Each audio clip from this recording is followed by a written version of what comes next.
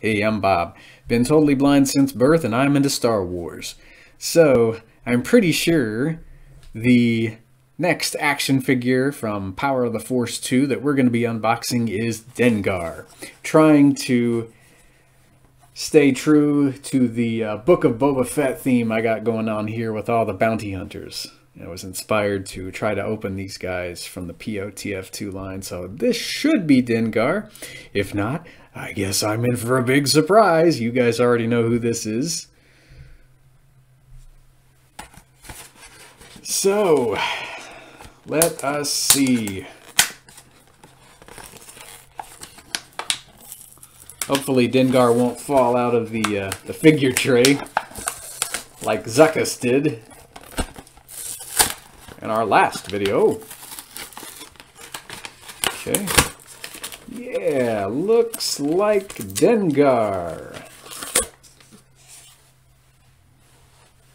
I can tell by the way the little imprint on the back of the figure tray feels. Now these guys inside and out from the mid to late 90s. So yep, here is Dengar in his figure tray. And of course, he was voiced by Simon Pegg in the Clone Wars.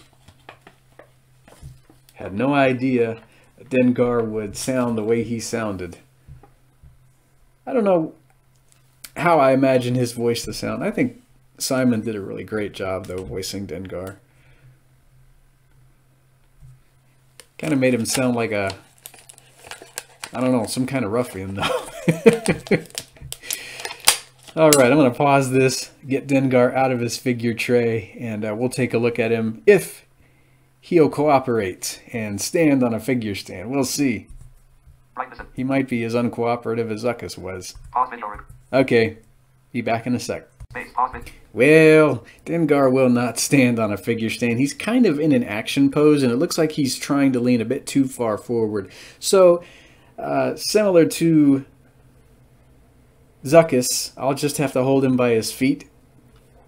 So here is the first tactile representation I ever had of Dengar when I was a kid. And I don't remember how I acquired this guy. I feel like he might have been in the little time capsule box that Mom put together.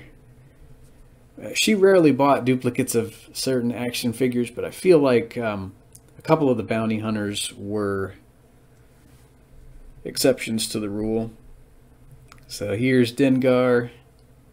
He's always had a really interesting design. I remember reading all of the Tales of the Bounty Hunters from that anthology. That's one of the only Star Wars books I managed to have brailled in the 90s. So I read all of those from the old Legends timeline.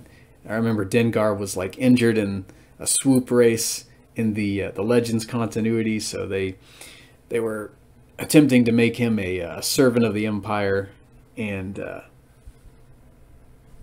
they kind of made him lack emotion, and of course some girl fell hard for him, and he wound up you know, rescuing Boba Fett from the Sarlacc pit in the old timeline. I always loved that.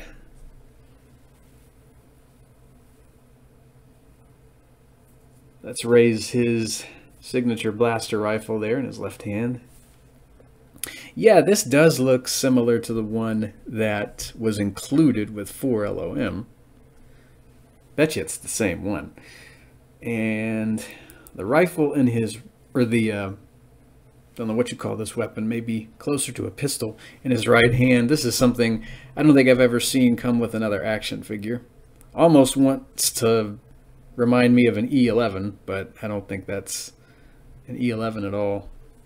Maybe some pack-in that was made specifically for Dengar.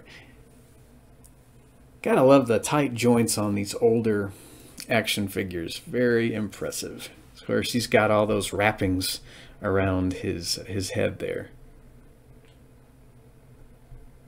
In his Legends tail, of course, that would hide his little cybernetic jack on the back of his neck.